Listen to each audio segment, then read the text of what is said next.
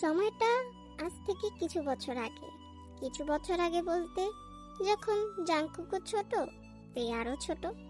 তখন জাংকুক সদ্য ক্লাস 7-এ উঠেছে। কি একটা কাজে জাংকুক ডংগকের বাড়িতে সুগা সহ উপস্থিত হয়েছে। সুগা আর তার পরিচয়, তাদের বয়স যখন 7 বা 8 হবে। তারা প্রতিবেশী ছিল। জাংকুকদের পাশের বাড়িটা বহু বছর পরিত্যক্ত থাকার পর নতুন এক পরিবার কিনে নিল। সেই পরিবারের ইন্ট্রোভার্ট এক ছেলে ছিল। প্লেগ্রাউন্ডে সে একাই বসে থাকতো। একদিন কৌতূহল বসে জাংকুক তার সঙ্গে কথা বলতে চায়। সেই থেকে তাদের পরিচয়। সুগা ছাড়া তখন থেকেই জাংকুক চলতে পারতো না। তবে সুগার বাড়িটায় একদিন আগুন লেগে যায়।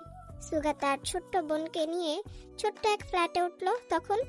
ততদিনে আরামের বিজনেসও ফুলে ফেপে উঠেছে। সেও ওই এলাকা থেকে বাড়ি ছেড়ে আভিজাত্যপূর্ণ এক জায়গায় বাড়ি তৈরি করে সেখানেই স্থায়ীভাবে বসবাস শুরু করলো। সেই থেকেই বোধহয় তাদের যোগাযোগের সুতোটা কাটতে শুরু করেছিল। সে যাই হোক, সেদিন দোতলায় লিসা আর তে খেলছিল, আর তারা নিচে কথা বলছিল বই খাতা ছড়িয়ে ছিটিয়ে।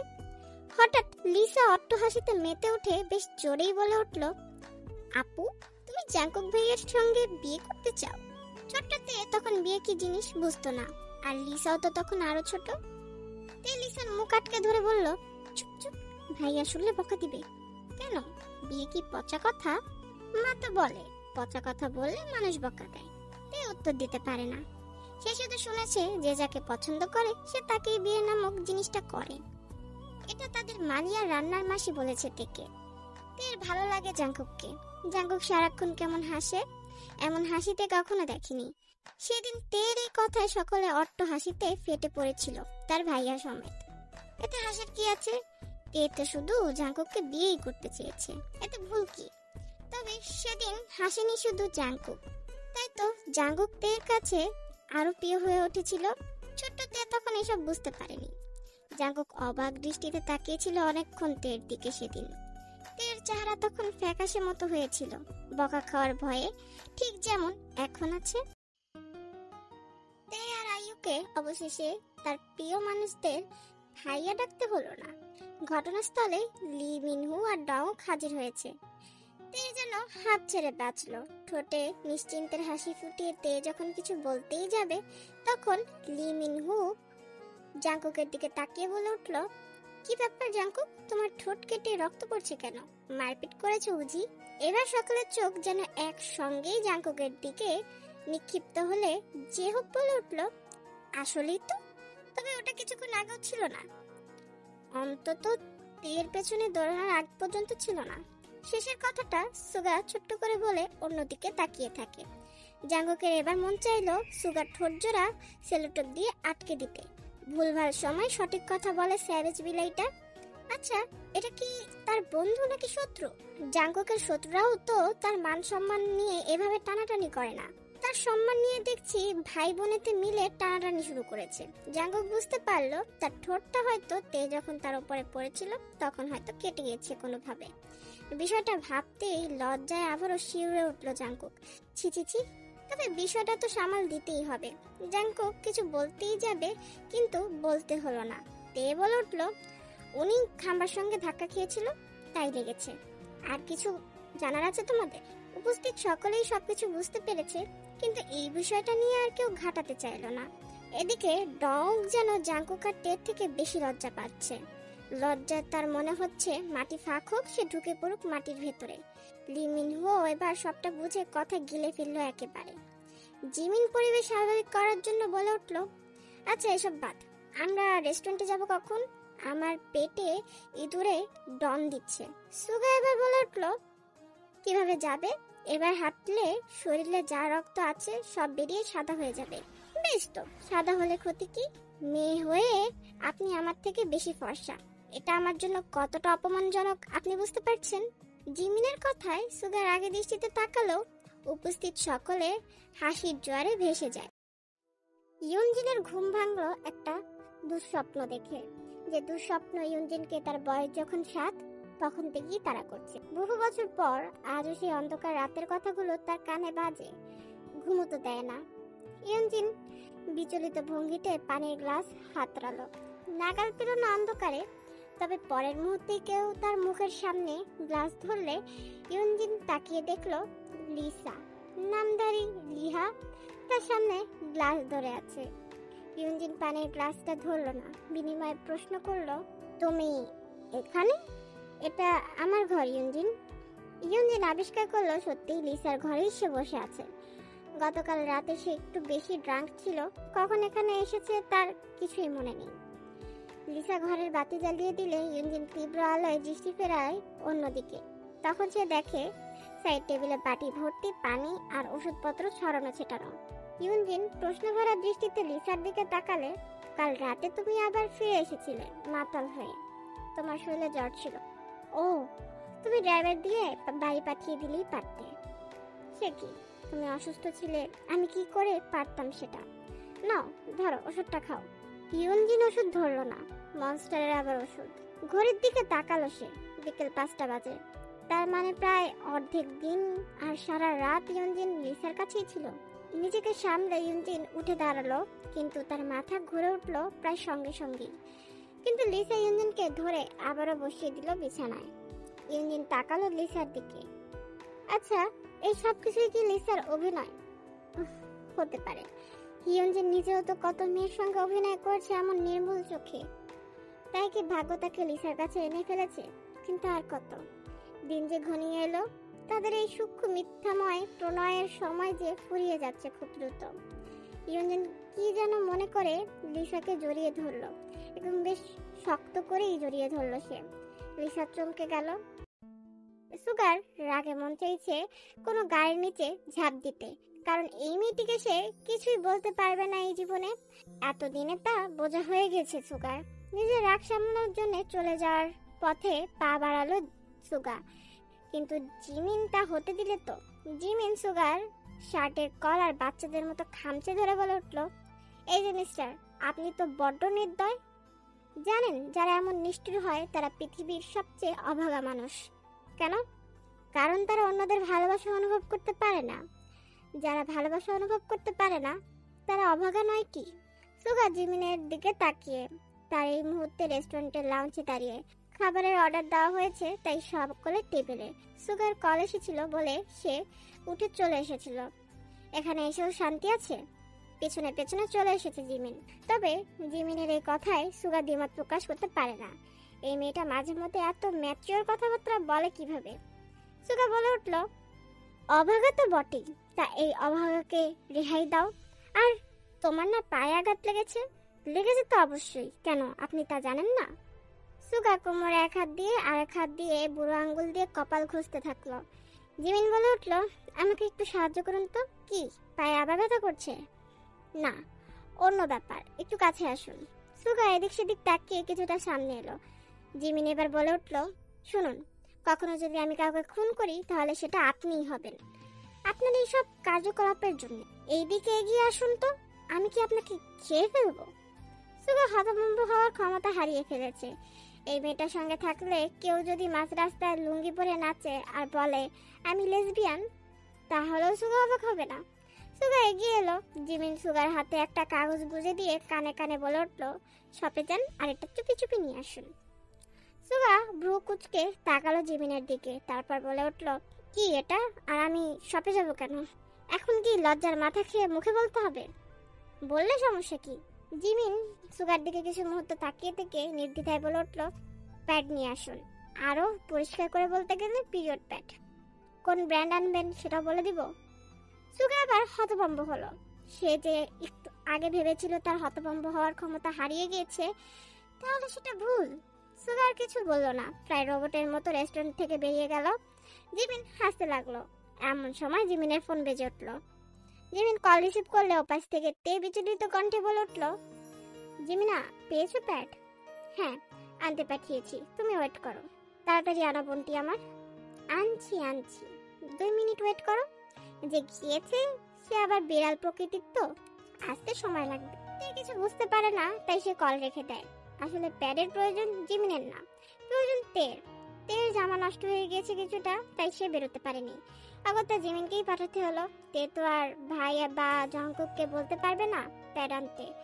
তেকে সমস্যাতে পড়তে হতো না যদি আয়ু থাকতো, তবে আয়ু জিহবের সঙ্গে কথা বলতে হবে বলে সে পালিয়েছে। আর হারামজাদা পিরিয়ড এবার সময়ের আগে অনাকাঙ্ক্ষিত অতিথির মতো বিনা নোটিসে চলে এসেছে। তবে তেজে আরেক ফাজিলকে দায়িত্ব দিয়েছে। সে সুগাকে লাউঞ্জে দেখে সুগাকে জ্বালানোর সুযোগটা কিভাবে হারাতো। জিমিন ওয়েট করতে লাগলো সুগার জন্য। সুগার গম্ভীর চেহারা লজ্জায় লাল হলে কেমন দেখায় তা দেখার লোভ সামলাতে পারলো না সে। কিছুক্ষণ পর সুগা প্রায় বিধ্বস্ত হালে রেস্টুরেন্টের লাউঞ্জে ফিরে এলো, হাতে একটা মোড়ানো প্যাকেট নিয়ে। সুগার চেহারা লজ্জায় লাল হয়ে গিয়েছে। সুগার এমন দশা দেখে জিমিন হেসেই ফেললো। জিমিনকে হাসতে দেখে সুগার রাগ উঠে গেল। তাকে এমন লজ্জায় ফেলো ও হাসছে। জিমিন হাত বাড়ালো প্যাকেটটা নেওয়ার জন্য, তবে সুগা জিমিনের হাত খপ করে ধরে এক পাশে আড়ালে নিয়ে গেল। জিমিন এবার চমকে তাকালো। সুগা তার হাত কখনো এভাবে ধরেনি। সবসময় তো পালিয়ে পালিয়ে বেরিয়েছে তার সঙ্গে। মজা করতে গিয়ে রাগিয়ে ফেললো নাকি মানুষটাকে? তাহলে তো আজ জিমিনের খবর হবে। জিমিন এবার ভীত নরম গলায় বলে উঠল, সুগা আমি তের কাছে যাব না। সুগা অগ্নিদৃষ্টিতে জিমিনের দিকে তাকালে জিমিন চুপ করে যায়। জিমিনকে এবার সুগা দেওয়ালের সঙ্গে আটকে ধরে। তারপর জিমিনের দিকে ঝুঁকে এসে তার কপালে আঙুল ঠেকিয়ে বলে উঠল, তোমার মাথায় কি সারাক্ষণ আমাকে কিভাবে জ্বালাবে সেটা চলে? না, একদমই না। এটা একদমই চলে না সারাক্ষণ। আমার মাথায় অন্য কিছু চলে সারাক্ষণ, সেটা আপনাকে এখন বলা যাবে না। তাহলে এইসব কেন করছো? জিমিন কিছু বলতে পারে না। সুগা এবার জিমিনের একদম কাছাকাছি চলে আসলে তার কানে কানে ফিসফিস করে বলে উঠল, তোমার কি মনে হয় আমি খুব ভালো মানুষ? আমার মতো খারাপ মানুষ তুমি একটুও দেখোনি তোমার এই ছোট্ট জীবনে, বুঝলে? এদিকে একে অনেকক্ষণ না দেখে জাংকুক বিচলিত হয়ে পড়লো। এই মেয়ের পেছনে তো আবার বিপদ ছায়ার মতো ঘুরে। আচ্ছা, ওয়াশরুমে কি আটকে পড়লো তে, নাকি কাই? কাইকে কিছুদিন আগে তের বাড়ির আশেপাশে দেখা গিয়েছিল, কিন্তু বেটাকে ধরতে পারেনি জাংকুকের অফিসাররা। জাংকুক কিছুটা সেই জন্যই চিন্তিত হয়ে পড়লো। জাংকুক তাই মোবাইলের বাহানা করে উঠে পড়লো। খুঁজতে খুঁজতে জাংকুক চলে গেল হোটেলের লাউঞ্জে। না, সেখানেও কেউ নেই। জাংকুক খুঁজতে লাগ, তেকে না পেলেও জাংকুক আরেক দৃশ্য দেখে ফেললো। জাংকুক অবাকের চূড়ান্ত পর্যায়ে পড়ে গেল। নিজের গায়ে নিজেই তাই চিমটি কাটলো। কোনো স্বপ্নতে নেই তো জাংকুক? না, প্রচন্ড ব্যথা অনুভব করলো জাংকুক। সে বুঝলো এটা সত্যি। চোখ ফিরে উল্টো পথে হাঁটা দিল সে। এখানে থাকা ঠিক হবে না তার জন্য। নিজের বোনকে নিজের ঘনিষ্ঠ বন্ধুর সাথে এতটা কাছাকাছি হালে দেখাটা তার মোটেও ঠিক হয়নি। কিন্তু কি আর করার, ভুল সময় ভুল জায়গায় উপস্থিত হয়ে পড়েছে জাংকুক। তের বদভ্যাসটা কি তারও লেগে গেল নাকি? জাংকুক বুঝতে পারলো সুগার পেছনে কেন তার দুষ্টু বোনটা ছোটে, কিন্তু তার মনে যে অন্য হিসাব করা ছিল। তবে নিজের হিসাব ভুল প্রমাণ হতে দেখে জাংকুক খুশিই হলো, কিন্তু পরক্ষণেই হাসি বন্ধ করে ফেললো। কোন ভাই তার বোন প্রেম করছে সেটাও আবার তার বেস্টুর সঙ্গে দেখে এতটা খুশি হয়। অনেক ভেবে জাংকুক সিদ্ধান্ত নিল এখন কিছু করবে না সে, সময় সুযোগ বুঝে যা করার করবে। আজ জাংকুক বুঝতে পারলো জাংকুকের কেমন লাগে। জাংকুক যন্ত্রের মতো দৃষ্টি ফিরিয়ে নিল, তারপরে তেকে খুঁজতে লাগলো আবারও। অবশেষে তেকে খুঁজে পেল জাংকুক। লেডিস ওয়াশরুমের ভেতর থেকে বেড়ালের মতো মাথা বের করে আছে। জাংকুক তেকে দেখে ধমকে উঠল। জাংকুকের ধমকে তে চমকে তাকালো। তে বলে উঠল, আপনি ধমকাচ্ছেন কেন? ধমকাবো না কি করে? তুমি এখানে কি করছো? তোমার জন্য আমার যা দেখার কথা ছিল না সেটা দেখে এলাম। কি বিপজ্জনক পরিস্থিতিতে পড়েছিলাম জানো? আপনি তো মহা ভেজালদায়ক লোক। আর লেডিস ওয়াশরুমে কি করছেন আপনি? পিটুনি খাওয়ার ইচ্ছে হয়েছে? আমি ওয়াশরুমের বাহিরে, তুমি বেড়ালের মতো অর্ধেক ভেতরে অর্ধেক বাইরে মাথা বের করে আছো। ও তাই তো, তাহলে আমিই ভেতরে যাই। তে চলে যেতে নিয়েও পারলো না, পেছনে ঘুরলেই তো দাগ দেখা যাবে। তাই তে দেওয়ালে ঘেঁষে দাঁড়িয়ে পড়লো। জাংকুক এবার ভ্রুকুচকে তাকিয়ে বলে উঠল, কি হয়েছে? তোমার শরীর কি খারাপ? না, শরীর খারাপ না, আপনি চলে যান প্লিজ। যাবো, এখানে সংসার পাততে আসিনি আমি। কিন্তু ঠিক মতো বলো তোমার কি সমস্যা? আরে জান তো জাংকুক। জাংকুক অবাক দৃষ্টিতে তাকালো। তে তার সঙ্গে প্রথমবার এমন ভাবে কথা বললো। এর আগে তে জোরে কথা বলেছে, কিন্তু সেটার ধরন আলাদা ছিল। জাংকুক এবার নিশ্চিত হলো তে নিশ্চয়ই কোনো সমস্যা হয়েছে। জাংকুক এবার ইচ্ছে না থাকা সত্ত্বেও লেডিস ওয়াশরুমে ঢুকে পড়লো। আপনি কি করছেন? কেউ চলে আসবে, তখন আপনাকে ভুল বুঝবে। বুঝুক, I don't care right now. I only care about you. তে চুপ করে গেল। বুঝলো লজ্জার মাথা খেয়ে তাকে জাঙ্কুককে বলতেই হবে। তে গাল লাল করে ফিসফিস করে বলে উঠলো, আমার পিরিয়ড হয়েছে, দাগের জন্য যেতে পারছি না। জাঙ্কুক কিছু মুহূর্ত তের দিকে তাকিয়ে নিজের কোটটা খুলে তেকে পরিয়ে দিয়ে বলে উঠলো, আর কোনো সমস্যা আছে? কিছু লাগবে? তে মাথা নাড়িয়ে না করলে জাঙ্কুক নিশ্চিন্ত চেহারায় ওয়াশরুম থেকে বেরিয়ে গেল। কিছুক্ষণ পর সুগা, জিমিন, তে, জাঙ্কুক, জেহোপ, লি মিনহু আর ডংওক খাওয়া দাওয়া কথাবার্তা শেষ করে রেস্টুরেন্ট থেকে বের হয়ে পার্কিং লটে দাঁড়িয়ে। তে জাঙ্কুকের চোখে চোখ মেলাতে পারছে না। সুগা আর জিমিনেরও তেমনটাই অবস্থা। ডংওক তার 3 বন্ধুকে পার্টির আমন্ত্রণ জানিয়ে তেকে নিয়ে চলে গেল। তেরা চলে যেতেই জেহোপ জাঙ্কুককে খোঁচা মেরে বলে উঠলো, কি হচ্ছে? চোখে চোখে কথা? আমি তো চোখে চোখে অন্তত কথা বলতে পারি, কিন্তু তোর হাল কি? আয়ু মেয়েটাকেও বিরক্ত করে তাড়িয়ে দিয়েছিস। দিলে তো কাটা গায়ে নুনের ছিটা। দিলাম, আমাকে ঘাটাস না। আর আজকে যা করলি এর প্রতিশোধ আমি নেব। মনে রাখিস, প্রতিশোধ নিতে হলেও আয়ুকে এনে দে। আচ্ছা, আমার শরীরের দাগের সঙ্গে ভালোবাসার সম্পর্ক কি? তোর শরীরের দাগ দেখলো কি করে আয়ু? ন্যাংটো হয়ে নাচলি নাকি ঘরে? আয়ু সেটা বারান্দায় দাঁড়িয়ে দেখে ফেলেছে বলে সুগা হাসলো। যেহব বেজার মুখে বলে উঠলো, জ্বরে পড়েছিলাম, সেবা করতে এসে দেখেছে। এই দুঃখ আমি কই রাখবো? সুইস ব্যাংকে সেভ করে রাখ। জাঙ্কুক বলল কথাটা, বলেই হাসতে লাগলো। সুগাও যোগ দিল জাঙ্কুকের হাসির সঙ্গে। যেহব বেজার মুখে তাকিয়ে থাকলো। 4 জনে হাঁটতে লাগলো। দূরে দাঁড়িয়ে এসব কিছু দেখলো ইউনজিন। তার হিংসা হচ্ছে সুগার প্রতি। তারা দুইজনই তো একই পথের পথিক, তাহলে তাদের জীবন এত আলাদা কেন? সুগার বন্ধু আছে যারা তাকে পছন্দ করে, হাসিতে আনন্দে মাতিয়ে রাখে সুগাকে। সুগার সবকিছু জানা সত্ত্বেও তাকে একটা মেয়ে ভালোবাসে মনে প্রাণে। তাহলে ইউনজিনের জীবন কেন এমন হলো?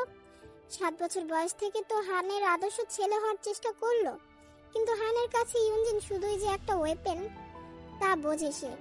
যে ভাইদের আপন ভেবে বাঁচতে চাইলো সে, তারা তাকে হিংসে করে, অপছন্দ করে, কি জানি খুনও করতে চায় হয়তো।